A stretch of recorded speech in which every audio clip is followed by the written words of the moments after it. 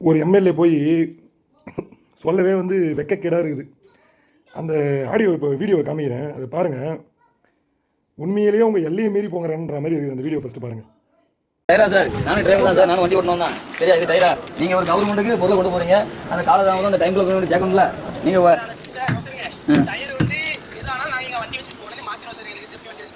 இல்லை இல்லை இல்லை சார், செப்னி வச்சு நான் வச்சுக்கிட்டு மாத்திரக்கா சார் இங்கே கொடுத்துருக்காங்க கான்ட்ராக்ட். முறையான வண்டி வச்சு இது பண்ணி இதுக்கு டயர் கூட சரி பண்ணு.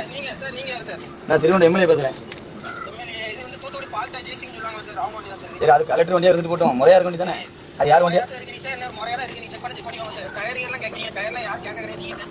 ஓ, அப்போ டயர் எப்படி இருந்தாலும் தப்பு இல்லையா சார்? யார் யார் வண்டி ஓனரா? யாரு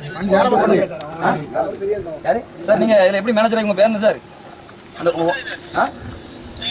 இல்லை, இப்படி வந்து இந்த மாதிரி அன்கண்டிஷன் அரவர வண்டியை வச்சு ஓட்டலாம் நீங்கள் சொல்கிறீங்க, அப்படி தானே? அப்போ டயர் யார் சார்? டயர் இப்படி தான் வச்சுருப்பாங்களா?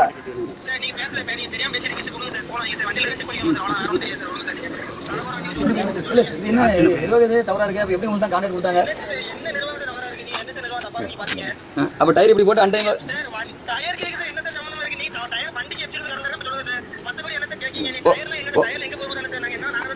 ஓ சரி சரி, நீங்கள் கான்ட்ராக்ட் எங்கே சார் எடுத்துறீங்க? கான்ட்ராக்ட் இப்படி தான் எடுத்து நீங்கள் ஓகே பண்ணி எடுத்துருக்கீங்கன்னா கண்டியில் கண்ணாடி இல்லை. சரி சரி சரி, ஓனர் தான்.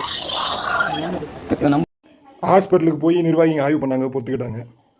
ரேஷன் கடைக்கு போய் கடைசியாக டயர்லாம் வந்து எம்எல்ஏ ஆய்வு பண்ணோடனே அடுத்து இன்னும் என்னென்னலாம் ஆய்வு பண்ணுவாங்களோ. இன்னும் கொஞ்சம் நாள் போச்சுன்னா ஆப்ரேஷன் தேட்டர் உள்ள போய் ஆப்ரேஷன் பண்ணிட்டு இருக்க டாக்டர் போய் நவருங்கன்னு சொல்லிட்டு உள்ள எல்லா ஸ்பேர் பார்ட்ஸையும் வந்து ஆய்வு பண்ணுவாங்க போல இருக்குது. தயவுசெய்து இதுக்கும் முட்டு கொடுக்காதீங்க. ஒரு அளவுக்கு தான் ஆய்வும் இருக்குது. இந்த மாதிரி முட்டு கொடுத்து இந்த மாதிரி எம்எல்ஏங்கெல்லாம் உருவாக்கி வச்சுருக்கிறீங்க, என்ன பண்ணுறது?